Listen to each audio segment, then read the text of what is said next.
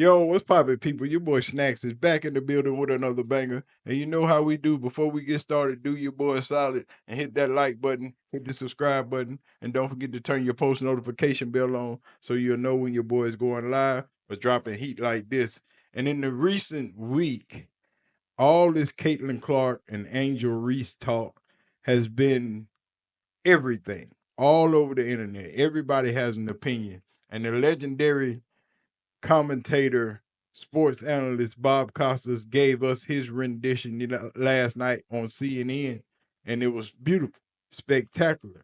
But today, the the the opinion I was waiting on, but Tony Kornheiser and Michael Wilbon from PTI dropped it today. And I've been waiting to hear their perspective, and they gave us one hell of a job. As always, let's check this out. Let's move, though. Let's go to Caitlin Clark. She played 2 games over the weekend. In a win over Chicago, she got simply shoved to the ground off the ball. The foul was upgraded later to a flagrant 1. Yesterday, Clark made only 1 shot, scored only 3 points as New York beat Indiana by 36 points. Wilbon, where do you want to start? You know, Tony, I don't want to start with a game, a specific game or a specific number of points. Oh, just 3 points. I don't. Because the discussion about Caitlin Clark needs to be much larger than that. And it needs to be much more nuanced.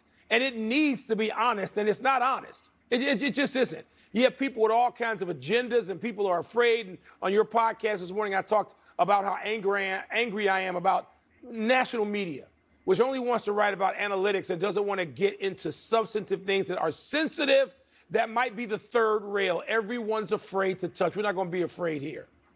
The discussion about Caitlin Clark has to deal with, and I mean initially and loudly, race and culture in America.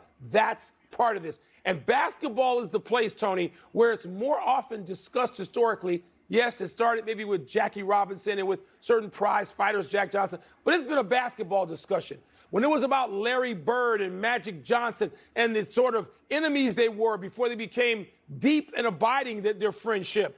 But I mean, I remember with Spike Lee, an important part of his movie making dealt with Bird and dealt with a white star basketball player in America, because there ain't one on the male side. It's Caitlin Clark. And it's okay for people to admit that they identify with some. I identify with people, maybe part of why I identify with Edmonton, or people like Evander Kane and Darnell Nurse, who are people of color. And so it's okay to identify that. You're not going to find that white American star in men's basketball. Caitlin Clark is that. And she brings people into the tent because she's great and she's unique. In this case, she's white in a sport of black people. That's part of the deal. Part of the deal. No a big argument part. on any of that. Elephant in the room. No. So here's the thing. I've watched, I think, part of or all of almost every game she has played in the WNBA. I watched both games over the weekend. She is being deliberately hit. And let me stress, deliberately.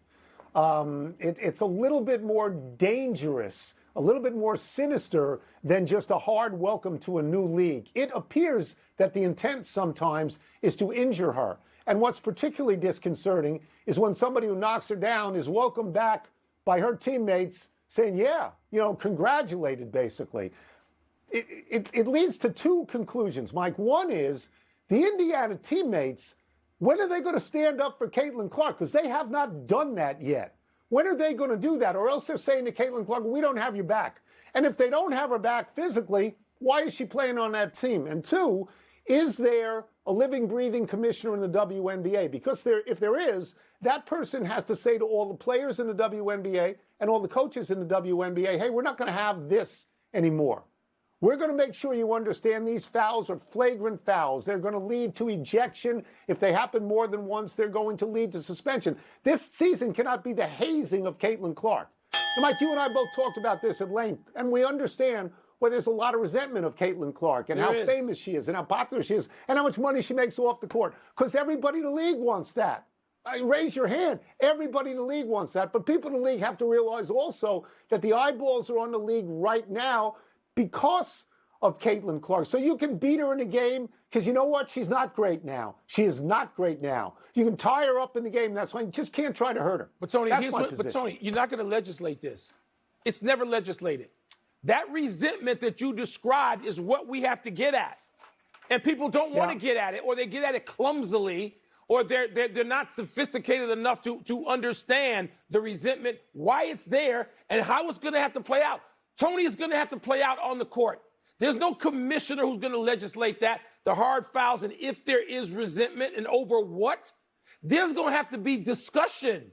And there's not honest, candid discussion. So you know what? Not yet. We're going to have this. And I'm not for flagrant foul. Okay, you can call that. That's taken care of on the court. And her teammates, I hear you on all that. But guess what? I told you when this was going on in Iowa, I was not the real basketball world. I lived next door all my life. I grew up there in Illinois.